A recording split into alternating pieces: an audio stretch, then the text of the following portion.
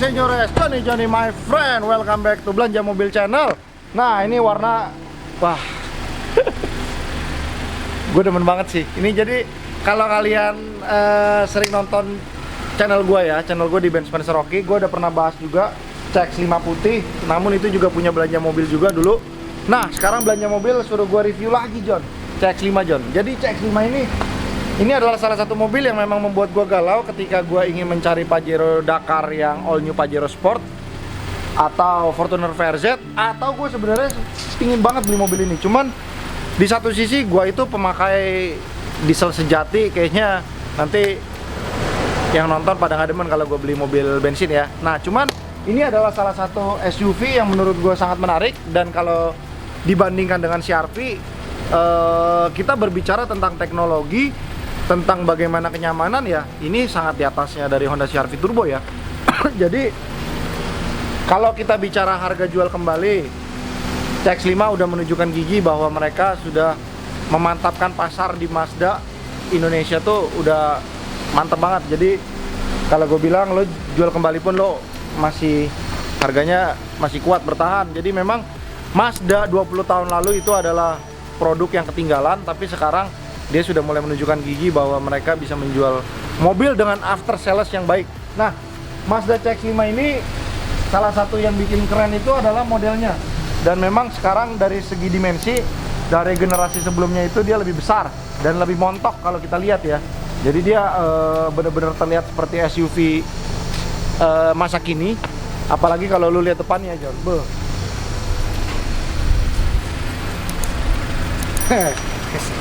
Hands up, John. Keren ya. Nah, gini, nggak semua orang bisa menerima desain seperti ini. Tapi dari 10 orang yang gue tanya, 8 orang bilang desain Mazda CX-5 yang sekarang top. Nah, kenapa bilang top? Karena jadi gini, gampangnya gini, lu lihat di OLX, kalau lu lihat Mazda CX-5 ini ada di iklan, itu nggak sampai seminggu pasti laku. Karena memang orang incar second bukan karena ininya, mereka nyari yang harga lebih murah, dan ternyata harga secondnya juga nggak terlalu beda jauh sama yang baru, John. Jadi untuk kategori yang kalau kita bilang Mazda itu harga jual jatuh udah nggak ada. Nah, desainnya sendiri ini udah keren. Lalu dia lampunya udah bisa ngikut ketika kita setir kiri atau setir kanan. Tunggu, kayaknya ada blind spot assist di mobil. Yes, dia ada blind spot assist.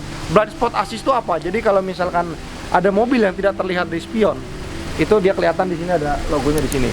Nah, Mazda sendiri menunjukkan gigi dengan warna spesial dia ini, merah yang seperti ini, itu tidak banyak keluar di mobil-mobil bermerek lain. Jadi dia merahnya itu benar-benar nyala.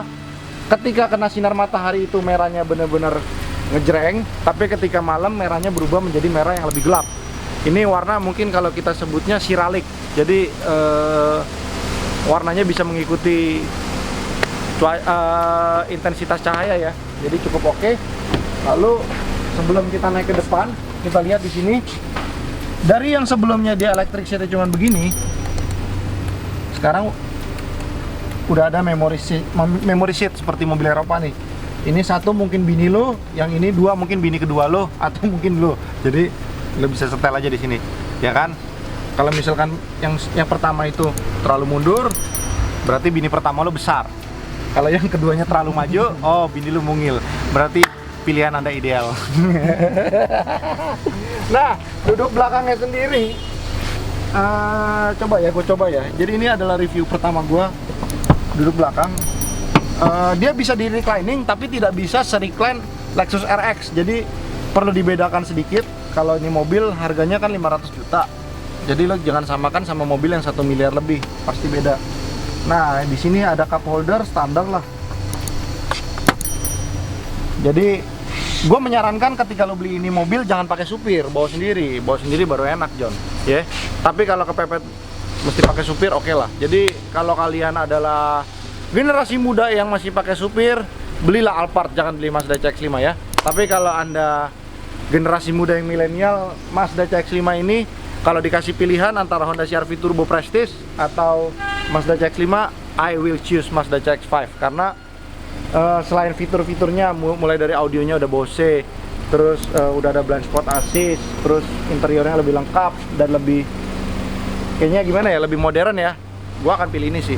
Tapi for some reason orang tetap stay di merek Honda. Jadi semua orang bebas beropini. Jadi gue tidak akan menjelekkan produk lain, tapi ini hanyalah pilihan karena kan ketika lu nonton vlog review YouTube, apa yang pasti lu lakukan adalah pembanding. Ketika lu mencari video CX-5 adalah lu mencari pembenaran dari kenapa gua harus beli mobil ini daripada kompetitornya. Jadi bukan berarti gua menjelekan, bener gak? Kalau lu nonton videonya CR-V, pasti CR-V-nya dibandingkan sama ini yang diceritain kelebihan CR-V, bener gak, John? Iya, oke, yuk naik yuk.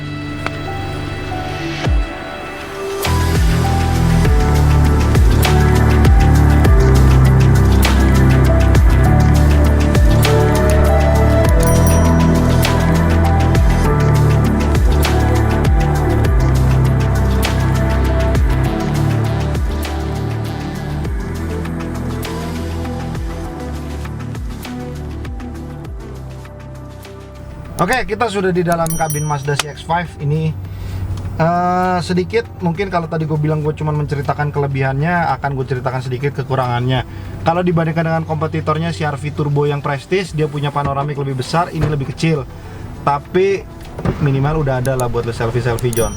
Jadi cukup oke. Lalu dia punya ini masih sama kayak CX-5 yang lama nih kayaknya nih. Sayang lampunya masih halogen. Nah, yang membuat mewah lagi dari ini adalah fitur-fiturnya, dimana dia udah ada electric parking brake di sini, ya. Terus dia udah ada buat ngelihat sini.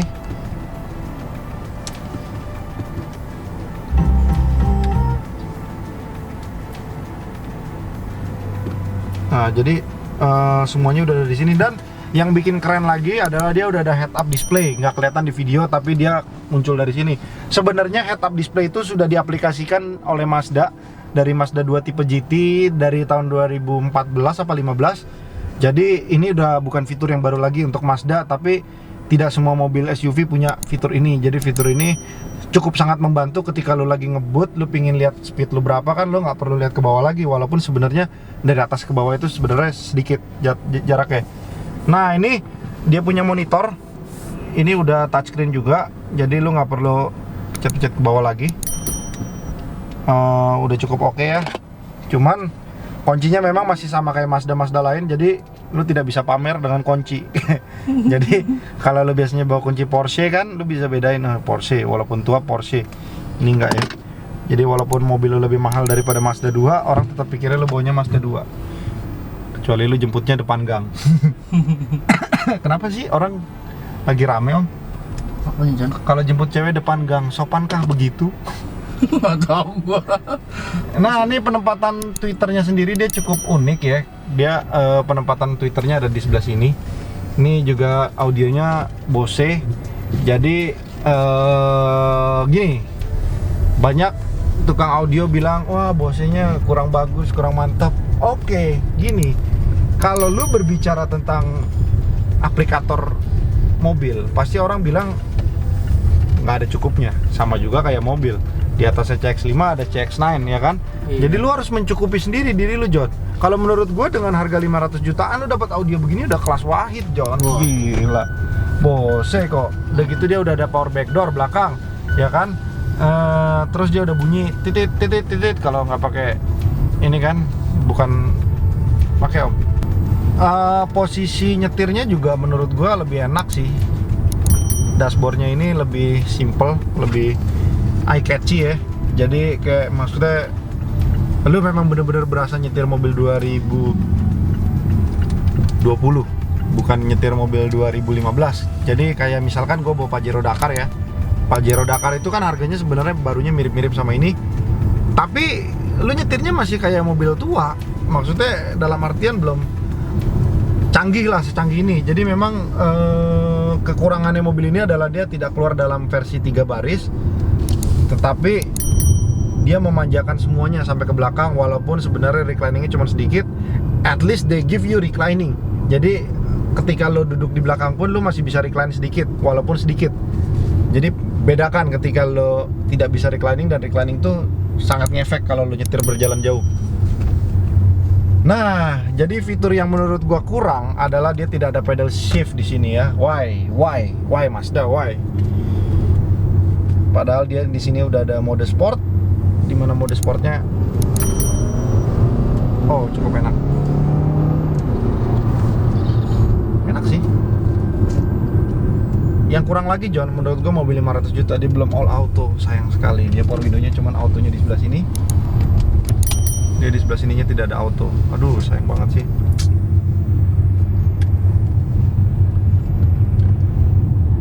Lalu dia punya pentil audio di sini. Jadi udah tidak ada lagi ya pentil audio di sini. Semuanya lo bisa kontrol audio tanpa lo harus begini. Ini sebenarnya hal simple yang dilakukan Mazda perbaikan. Karena gini, lo nyetir begini, ketika lo mengontrol audio, lo tidak perlu lagi bangun begini. Itu sebenarnya hal kecil, tapi mereka pikirkan dengan sebegitu baiknya agar yang berkendara tuh lebih nyaman. Nah, bahan setirnya sendiri, ini kalau gue boleh tebak, jadi ini opini gue, ini kayaknya bahan setirnya kulit napa asli, dimana napa itu selalu bikin kulit itu halus tanpa ada corak kulit. Jadi kalau lo berbeda lagi gini, ini kalau kayak gini, ini mungkin bahan kulitnya kulit jeruk, kalau ini kulit napa, kalau orang ngomongin sekarang ya.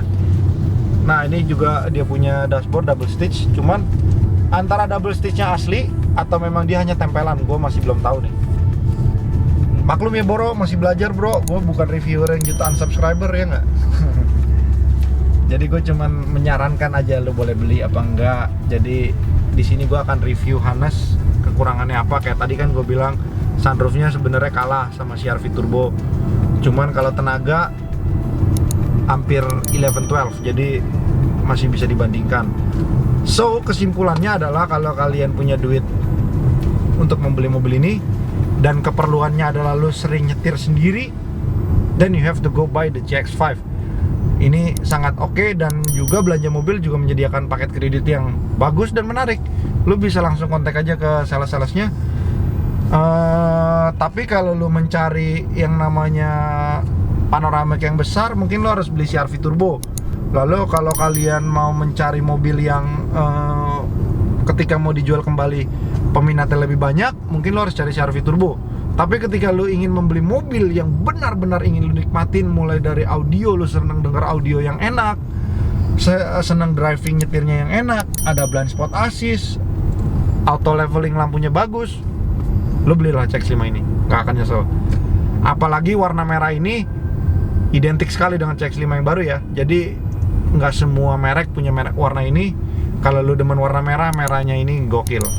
Oke, sekian dari review kali ini. Terima kasih sudah menonton channel Belanja Mobil. Mohon di subscribe, mohon di like, dan apapun pilihan mobil kalian, jadikanlah mobil itu pembelian sesuai kemampuan kalian. Jadi mau kalian belinya secara cash atau secara kredit, kalau bisa sesuaikan dengan kemampuan kalian. Karena kalau nanti tiba-tiba ada orang tagih datang ke utang ke rumah, kan satu malu ya. Yang kedua, kalau beli mobil lu nyusahin lo tidak bisa merawatnya juga malu. Kalau misalkan pajak STNK-nya nggak kebayar, lebih malu lagi. Oke, terima kasih teman-teman, bye-bye.